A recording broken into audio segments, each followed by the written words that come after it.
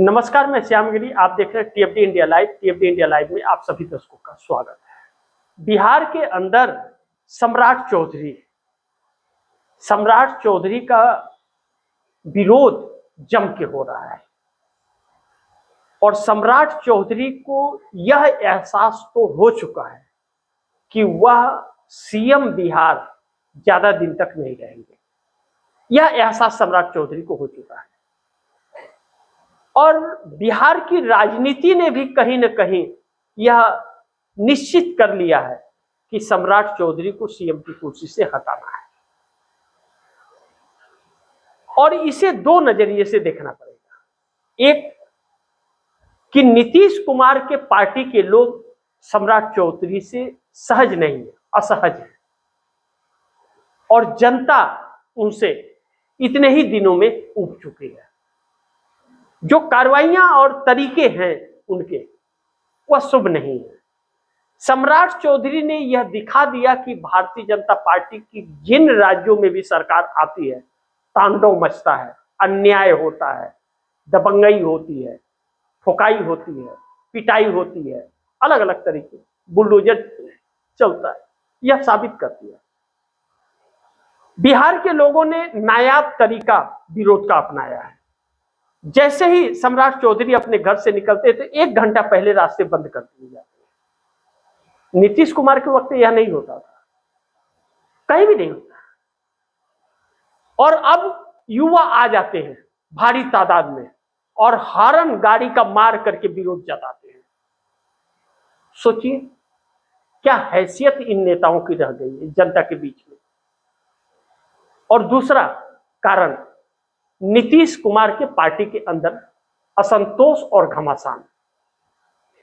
असंतोष इस बात को लेकर के कि नीतीश कुमार जल्द कोई फैसला नहीं कर रहे और घमासान इस बात को लेकर के कि सम्राट चौधरी मंजूर नहीं। अब यह भी खबर निकल रही है कि नीतीश कुमार किसी बहुत बड़े प्लान पर काम कर रहे हैं, मिशन 130 MLA।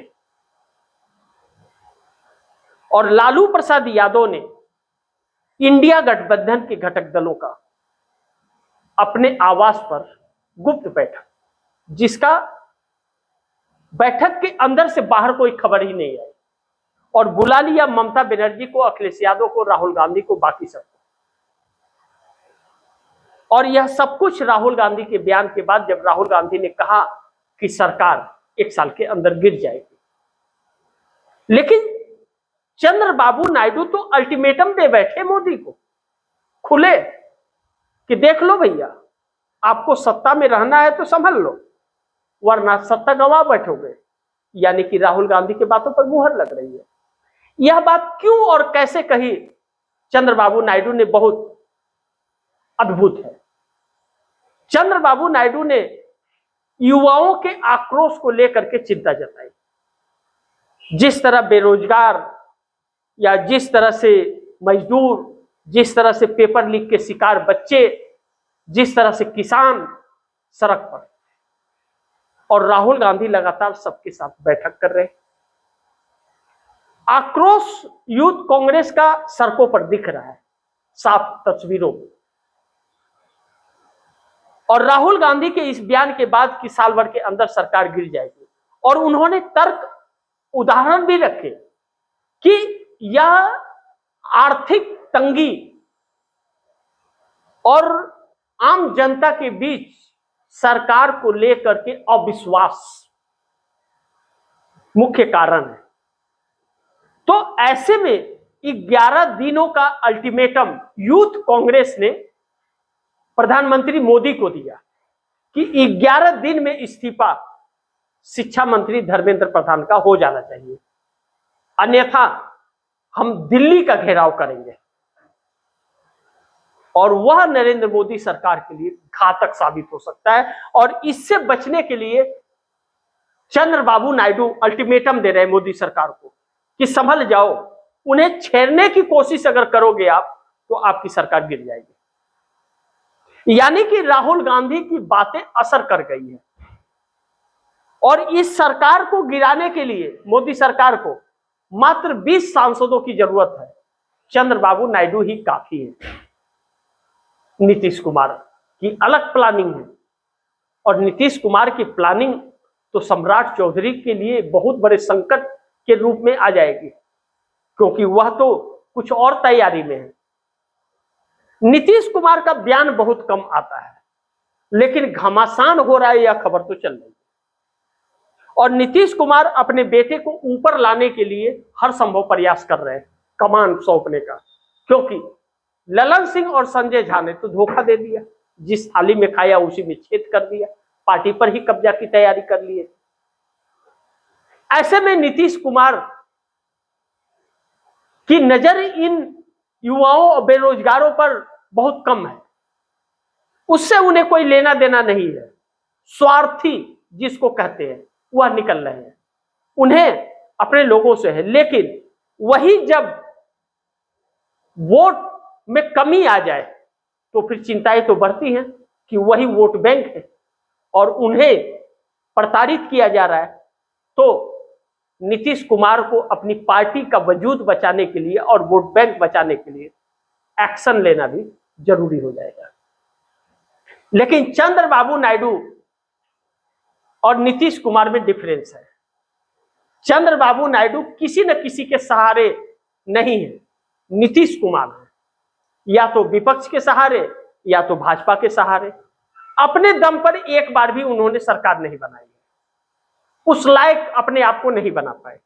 लेकिन चंद्रबाबू नायडू ने जितनी बार सरकार बनाई अपने दम पर बनाई।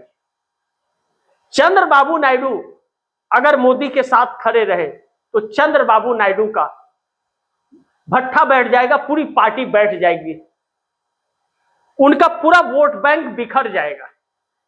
और चंद्रबाबू नायडू जानते हैं कि 29 में अगर चंद्रबाबू नायडू नहीं आए तो फिर सलाखों के पीछे जाएंगे। ऐसे में भारतीय जनता पार्टी के साथ रह करके तो चंद्रबाबू नायडू सत्ता में नहीं आ सकते। ऑप्शन एक कांग्रेस, क्योंकि साउथ में भाजपा का वजूद नहीं, कांग्रेस का वजूद है। तेलंगाना हो, कर्नाटक हो, केरल हो, तमिलनाडु हो, कांग्रेस सरकार में है। मात्र आंध्रा बचा है, और आंध्रा में भी 29 में कांग्रेस दावेदारी ठोक सकती है और सत्ता में आ सकती है, जैसे राहुल गांधी सड़कों पर दिख रहे हैं और यूथ कांग्रेस दिख रही है। आंध्र प्रदेश के अंदर कांग्रेस की प्रदेश अध्यक्ष शर्मिला रेड्डी, वाईएसआर राजशेखर रेड्डी की बेटी, जो कांग्रेस के सीएम आंध्रा के हुआ करते थे, अब इस दुनिया में नहीं है, वह हर एक दिन आम जनता के बीच में है। चंद्रबाबू नायडू को उससे भी डर लग रहा है कि एक बार कांग्रेस आ गई आंध्रा में तो चंद्रबाबू नायडू कभी सत्ता में नहीं आ पाएंगे, क्योंकि कांग्रेस जो दे रही है चंद्रबाबू नायडू कभी नहीं दे पाएंगे। ऐसे में मोदी के साथ रहना चंद्रबाबू नायडू के लिए बहुत संकट भरा हो सकता है। 18 सांसदों की ताकत चंद्रबाबू नायडू की कब मोदी के साथ छोड़ देगी, ऐसे अल्टीमेटम अगर दे रहे हैं तो मोदी सरकार भी नहीं समझ रही है। लेकिन अगर यह गुस्सा भड़का लोगों का और उनकी मांगों पर को नजरअंदाज किया गया तो चंद्रबाबू नायडू बार बार इस बात को कह रहे हैं कि वह सत्ता पलट जाएगा। उन्हें नजरअंदाज किया और उन्हें छेड़ने की कोशिश की या दबाने की कोशिश की, तो उनकी मांगों पर विचार कर लीजिए, उन्हें छेड़ने और दबाने की कोशिश मत कीजिए, नहीं तो आपके सत्ता जाने का कारण होगा। और यही बात राहुल गांधी कर रहे हैं कि सत्ता जाने का कारण वह बता रहे, युवाओं का आक्रोश, पेपर लीक से भविष्य का खराब होना, किसानों की त्रासदी, मजदूरों का रोजगार न मिलना और लगे हुए रोजगार चल जाना, यह मुख्य कारण है इस सरकार के जाने का। और यही कारण होगा चंद्रबाबू नायडू का मोदी का साथ छोड़ने का। राहुल गांधी ने तो मोदी सरकार को ही हिला दिया है। एक अकेला राहुल मोदी की पूरी विरासत पर भारी पड़ गया है। क्या मोदी, क्या अडानी अंबानी, हर किसी को एक ही कटघरे में ला करके खड़ा कर दिया है और हर कोई उस एक शख्स से डर रहा है। नरेंद्र मोदी मुफ्फट जैसा पार्लियामेंट के अंदर कहते थे एक अकेला निकला है लड़ने, किससे लड़ने? एक राहुल सबकी हैसियत इनको दिखा दिया है और एक जननायक का रूप लेते हुए राहुल गांधी नजर आ रहे हैं। जैसे लगता है दूसरा गांधी इस देश में आ गया है,